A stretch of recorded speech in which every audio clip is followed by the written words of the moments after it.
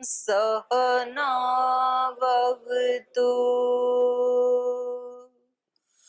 सहनौ भुनक्तु सह वीर्यं करवावहै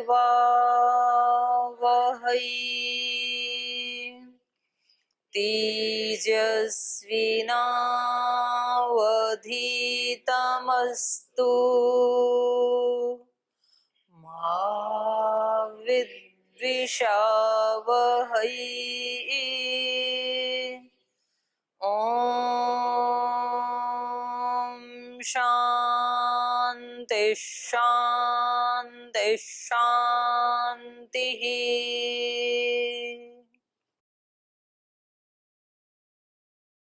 कल हमने पढ़ा था कि रामायण को पढ़ना भी अपने आप में क्या है, सुपुण्यदम, पुण्य का फल है,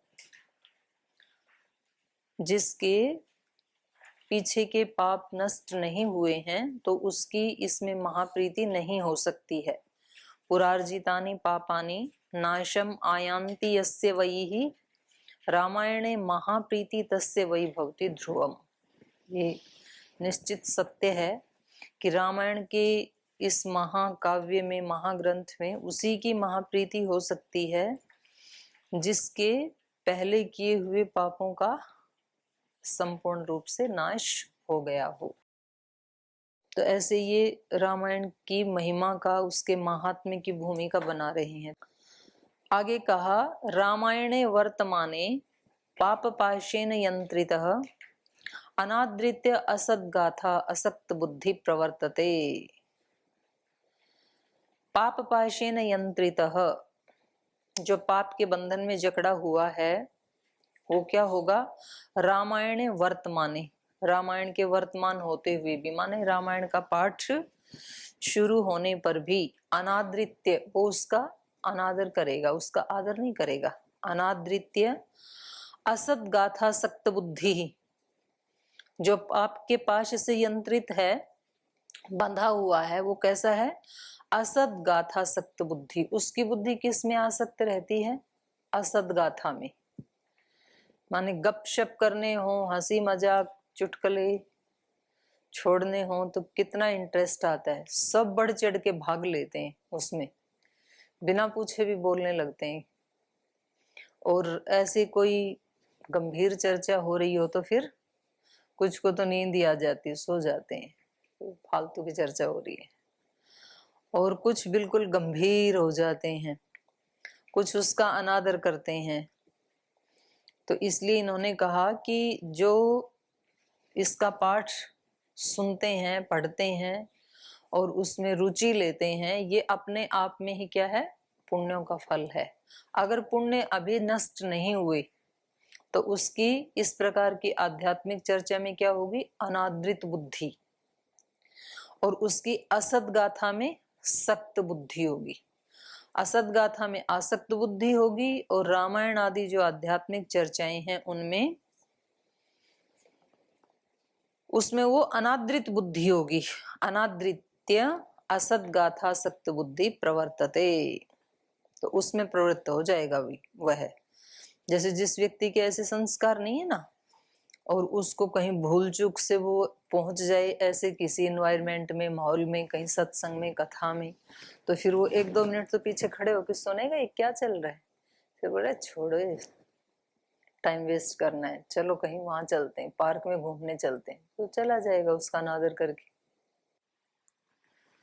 तो ऐसा यदि करते हैं तो सोचना कि अभी पाप बचे हुए हैं।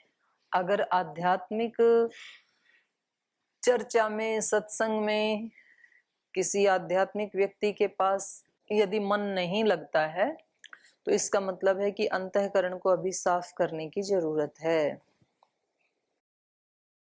आगे कहा, रामायणम नाम परम तु काव्यम सुपुण्यदम वै शृणुत द्विजेन्द्राः यस्मिन् श्रुते जन्म जरादिनाशः भवति अदोषः स नरो अच्युतः स्यात्। कह रहे हैं द्विजेन्द्राः, हे द्विजों में उत्तम। सारे ऋषि पूछ रहे थे ना, तो द्विज का मतलब है जिसका योग से दूसरा जन्म हो गया है, और ऐसे वो बहुत सारे हैं, इसलिए बहुवचन में संबोधन किया। हे द्विजेन्द्राः, हे विप्रगणों, रामायणम नाम तो परम काव्यम। रामायण का मतलब क्या है? परम काव्य। ये लौकिक काव्य नहीं है, ये तो इहलौकिक परम श्रेष्ठ श्रेष्ठ महाकाव्य है ये। और ये कैसा है? सुपुण्यदम, पुण्यदम नहीं, सुपुण्यदम, पुण्य देने वाला नहीं, ऊंचे से ऊंचे पुण्य देने वाला है, अत्यधिक पुण्य देने वाला है। इसलिए वही श्रृणुतः, निश्चित रूप से मेरी इस बात को सुनो। सूत जी कह रहे हैं, हे विप्रगणों, ये रामायण का महाकाव्य अत्यंत पुण्य देने वाला है। यस्मिन् श्रुते, जिसके सुन लेने पर जन्म जरादि नाश है, जन्म मरण का भी नाश हो जाता है, और जरा आदि जो व्याधि हैं उनका भी नाश हो जाता है। जन्म आदि का, जन्म का नाश होना मतलब मोक्ष की प्राप्ति, और जरा आदि का नाश होना मतलब स्वस्थ शरीर, जीवन मुक्ति। इस शरीर में रहते हुए भी ये सुखदाई है, और इस शरीर के छूटने के बाद भी सुखदाई है। तो कितनी अच्छी बात है। पढ़ते हुए भी अच्छा लगता है, पढ़ने के बाद भी अच्छा फल देने वाला है इस जीवन में भी, और इसके बाद भी, इस शरीर के अंत के बाद भी पुण्य फल देने वाला है ये। तो फिर तो जरूर पढ़ना चाहिए रामायण। और स नर भवति अदोषः, जो इसको पढ़ता है या सुनता है वो कैसा हो जाता है? अदोषः, दोष रहित होना। दोष रहित होना जीवन की सबसे बड़ी उपलब्धि। महाराज जी ने बताया था ना परसों, जीवन का उद्देश्य क्या है? अशुभ का संपूर्ण नाश, प्राप्ति नहीं, अभिव्यक्ति। केवल प्राप्ति, प्राप्ति तो पहले से ही है। इसका तो, दोषों का तो संपूर्ण नाश दिखना चाहिए।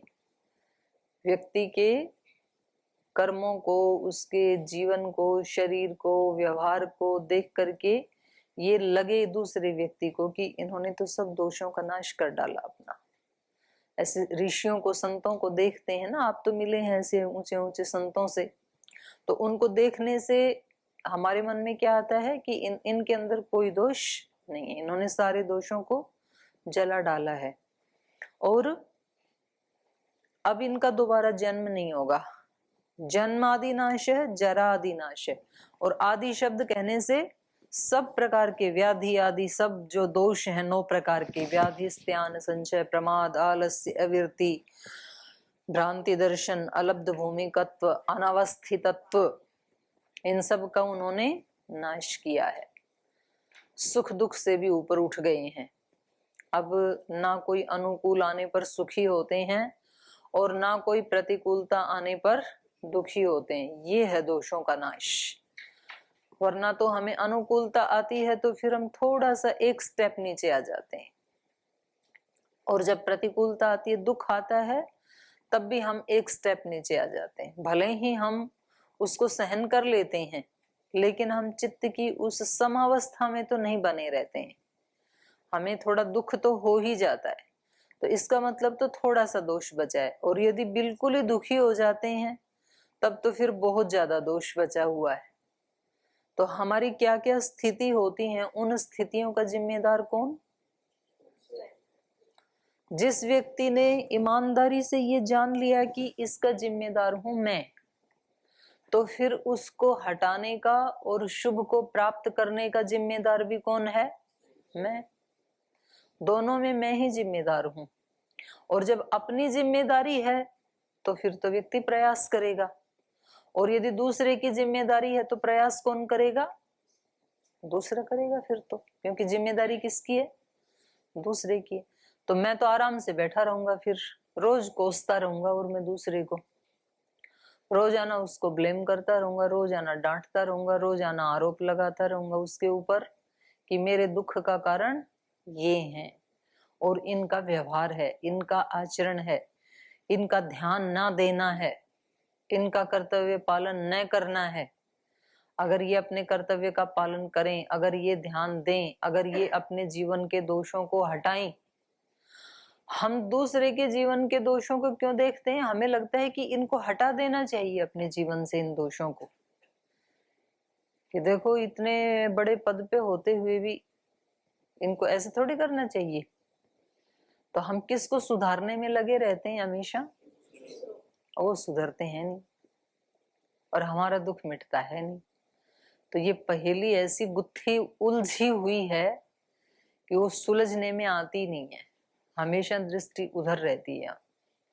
और जैसे ही व्यक्ति को पता लगे कि भाई मेरी स्थिति का जिम्मेदार मैं हूं, क्योंकि भगवान जी ने ये सृष्टि किसके लिए बनाई है? किसके लिए बनाई है?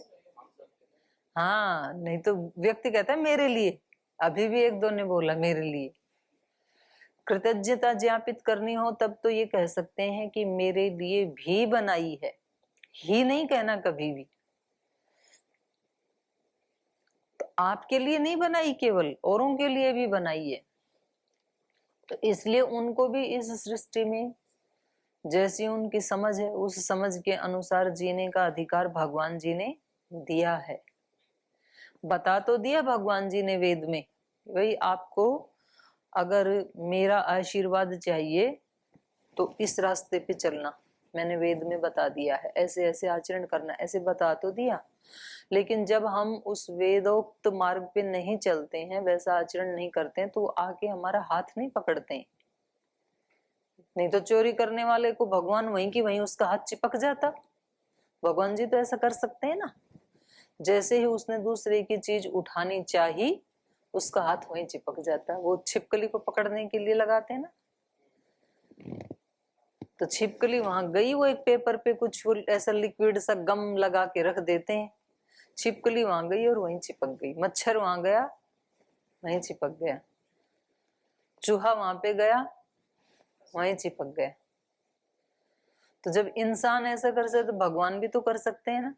जैसे ही आपने दूसरे की पेंसिल उठाई, हाथ वहीं चिपक गया। अब चिपकी हुई आएगी वो पेंसिल, अब आप उतारना चाहो तो उतरती नहीं, ऐसे कर सकते थे। जैसे ही किसी की निंदा करने लगे, जुबान वहीं की वहीं जाम, ना अंदर जाती है जीभ, ना बाहर आती है, ना हिलती है ऊपर नीचे, वहीं की वहीं जाम। फेविक्विक से जैसे चिपकाते हैं, तो ऐसे तो कर सकते हैं भगवान जी, फिर भी नहीं करते हैं। नहीं किया, क्यों नहीं किया? हमारी स्वतंत्रता को बाधित नहीं करना चाहते हैं, स्वतंत्र छोड़ा हमें, बता दिया है वेद में, मैंने बता दिया है, आगे आपकी मर्जी है। गीता में भी भगवान जी ने यही कहा, भगवान कृष्ण ने यही कहा ना, विमृश्य अशेषेण, संपूर्ण रूप से विचार कर लो कि हमारा हित किस में है। अशेषेण विमृश्य, आप अच्छी तरह चिंतन कर लो कि आपका हित सूत्र याद करने में है या सुबह सुबह सोने में है, लटके मारने में है, आपका हित किस में है, ये पहले निश्चित कर लो अच्छे से। ऐसे नहीं कि जो इधर हम तो किताब लेके बैठे, उधर से वो आ गए आचार्य जी डंडा लेकर के, तो जब आचार्य जी दिखे तब तो पुस्तक देखने लग गए, और जब वो गए तो पुस्तक को ऐसे बंद करके और अपना कटी वस्त्र ओढ़ के आराम से सो गए। तो पता लगा कि चिंतन कर रहा है सूत्रों को, स्मरण करने के बाद वो उसने अपनी नींद निकाल ली बैठे बैठे ही 1 घंटे में। तो हित नींद निकालने में है कि याद करने में है? बोलते तो बिल्कुल ठीक हो, करते उससे उल्टा हो, ये क्या चक्कर है? ये दो बुद्धि हैं, दो रखते हैं। तो यहाँ मतलब जब हम पूछते हैं तो दूसरी वाली को यूज करते हो, और जब करना होता है तो पहले वाली को यूज करते हैं, ऐसे। तो इस पे भी एक बार सोच लो, अशेषण विमृश्य, कौन सी वाली का ज्यादा प्रयोग करना है, पहले वाली का कि दूसरी वाली का, या दो रखनी है कि एक रखनी है, इसका भी विचार कर लो। मनस्सेकम वचस्सेकम कर्मण्येकम सज्जनानाम, मनस्यन्यत वचस्यन्यत कर्मण्यन्यत दुर्जनानाम। तो इसका भी एक बार विचार कर लो कि भी जीवन कैसा बनाना है।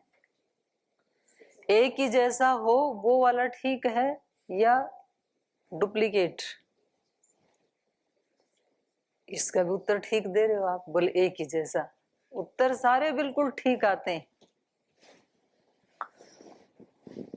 तो इसलिए इन्होंने एक शब्द बहुत बड़ा कहा, भवति अदोषः। जब हम बड़े ऋषियों का, भगवान का, महापुरुषों का, उनकी वाणी का श्रवण करते हैं तो उसका लाभ क्या होता है? उसके सुनने से क्या होता है? जन्म जरादि नाशः। जन्म जरादि का नाश। जरा आदि का नाश कैसे होगा? जैसा सुनेगा वैसा आचरण करेगा। अच्छी अच्छी बातें सुनेगा तो अच्छा अच्छा ही आचरण भी करेगा। और केवल सुनने से नहीं करेगा, जब वो अपने आसपास वैसा होते हुए देखेगा ना तब करेगा।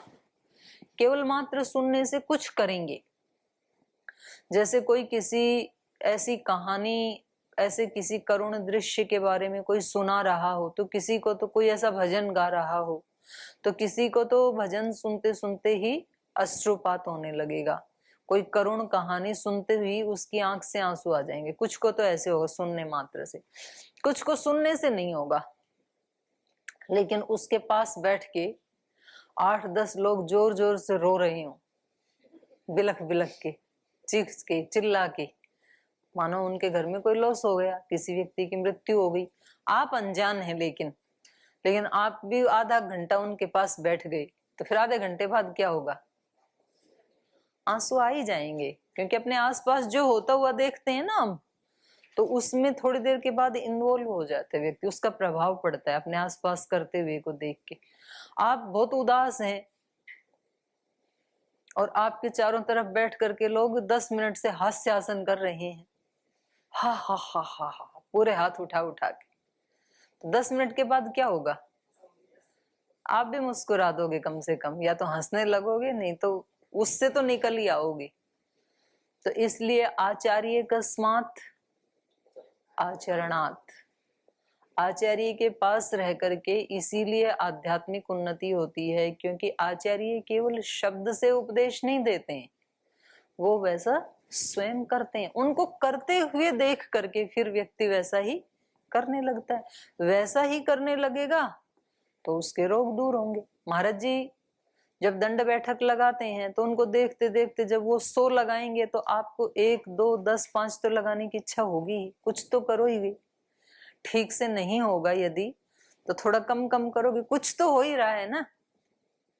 हाँ, वो कहते हैं कि पेट को नीचे नहीं टिकाना, वो वक्ष विकासक दंड लगाते हैं ना, तो बोले ऐसे ऐसे पूरे शरीर को अप डाउन करना है। तो पूरा नहीं होता तो आगे आगे से तो हो रहा है कम से कम, तो कुछ तो हो ही रहा है ना। तो करते हुए को देखेंगे तो कुछ तो करेंगे। और यदि करें ही नहीं, गुरुजी बैठे हुए मंच के ऊपर केवल बताएं देखो पेट नहीं टिकना चाहिए, ऐसा करना चाहिए, तो वो फिर आप सुनेंगे सर एक आधा भले ही कर ले, नहीं तो फिर करेंगे नहीं, आप भी सुनेंगे कथा। तो इसको, रामायण को सुन करके जन्म जरादि का नाश कैसे होता है? जो उसको सुनाने वाले हैं। रामायण को सुनाने वाले कौन है? वाल्मीकि ऋषि, ऋषि हैं वो। और ऋषि साक्षात्कृत धर्माण है, उन्होंने उसको वैसे जिया है अपने जीवन में, उन्होंने जाना है उसको।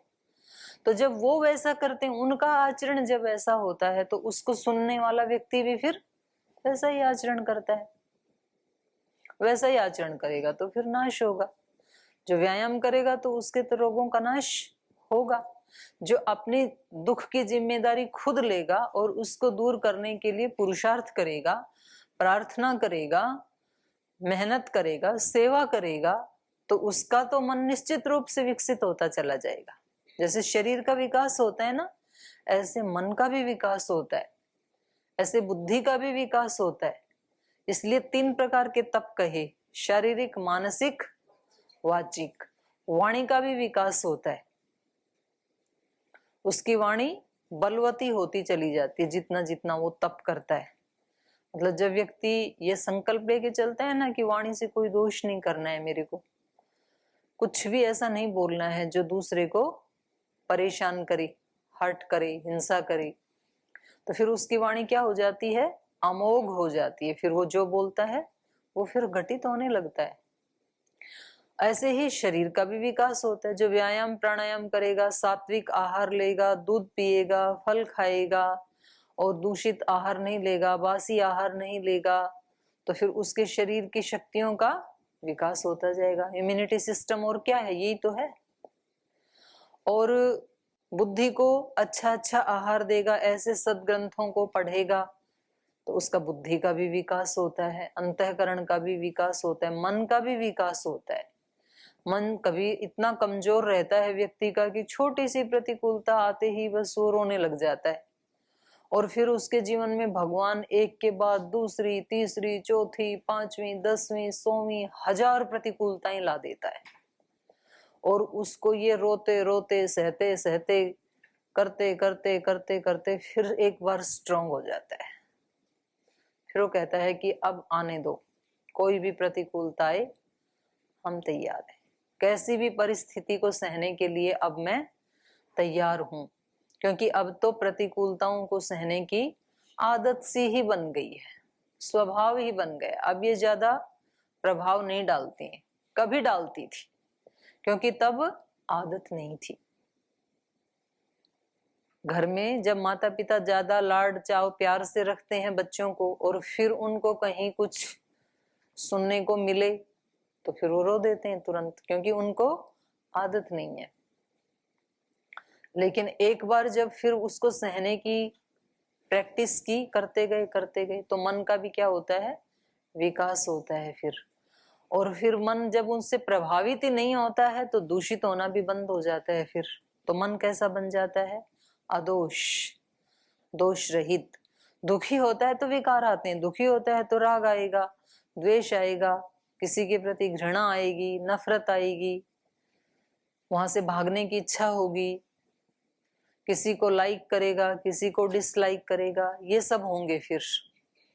और मन के ऊपर प्रभाव नहीं पड़ने दिया तो फिर समता में रहेगा मन, और समता में रहना ही क्या है, अदोष होना।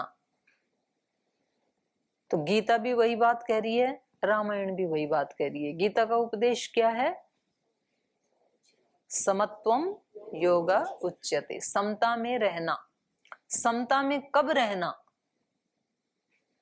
उपासना करें तब, समता में कब रहें, पाठ पढ़ें तब, सब काम करते हुए। और सब काम करते हुए ऐसा हो ही नहीं सकता है कि किसी के सामने कोई प्रतिकूलता ना आए, सबके सामने आती है। कोई जीव बचता नहीं है असमता से, सबके सामने ही आती है। तो कुछ तो उसमें समता में रह जाते हैं और कुछ हिलडुल जाते हैं, रह जाते हैं तो वो पास, उनको फिर आगे नया आरोहण मिल जाता है, नई शक्ति मिल जाती है, फिर उनको नई दिव्य शक्तियां उनको मिलती चली जाती हैं अंदर से। नहीं पास हुआ तो फिर ठीक, अपने सामान्य जीवन जिएगा, फिर वो दैवी जीवन नहीं जी पाएगा फिर, क्योंकि उसने आरोहण नहीं किया। तो वो अपने ही हाथ में है, और शक्ति नहीं भी है तो फिर भगवान जी मांगने से दे देते हैं, बड़े दयालु हैं। तो कई बार क्या होता है, हमारे अंदर तो शक्ति है नहीं उसको सहने की, तो फिर हम जब आर्त भाव से पुकारते हैं कि भगवान जी अब आप शक्ति दो, ये तो नहीं मेरे से हो पा रहा है, तो फिर 2 मिनट आंख बंद करके बैठो तो फिर वो मिल भी जाती है। तो इसलिए शब्द बहुत बड़े हैं ये। रामायण सुनने का फल इन्होंने क्या बताया सूत जी ने, जन्म जरादि नाश भवति अदोषः, जन्म जरादि का नाश हो जाता है। यस्मिन् श्रुते जन्म जरादि नाशः भवति अदोष, स नरो अच्युत स्यात्, और वो मनुष्य क्या हो जाता है, अच्युत स्वरूप, माने वो इधर उधर गिरता नहीं है, समता में स्थित हो जाता है, डगमगाता नहीं है फिर वो। और कैसा है रामायण का पाठ, रामायण को सुनना, वरम वरेण्यम वरदम तु काव्यम संतारयत्याशु च सर्वलोकम संकल्पितार्थ प्रदमादि काव्यम श्रुत्वा च रामस्य पदम प्रयाति। वरम वरेण्यम, कैसा है ये? वर्णीय, और वर्ण करने वालों में भी क्या है? श्रेष्ठ। वरम वरेण्यम, वरदम वरदान। जिसको रामायण का पाठ सुनने को मिल गया, समझ लो उसको भगवान का वरदान मिल गया। अब वरदान के लिए लोग कितना तप करते हैं, एक पैर पे खड़े होके करते हैं, अन्न छोड़ देते हैं, कुछ जल छोड़ देते हैं। पार्वती माता ने किया तो अन्न भी छोड़ दिया, जल भी छोड़ दिया, सूखे पत्ते खाने लगी भगवान शिव का वरदान प्राप्त करने के लिए।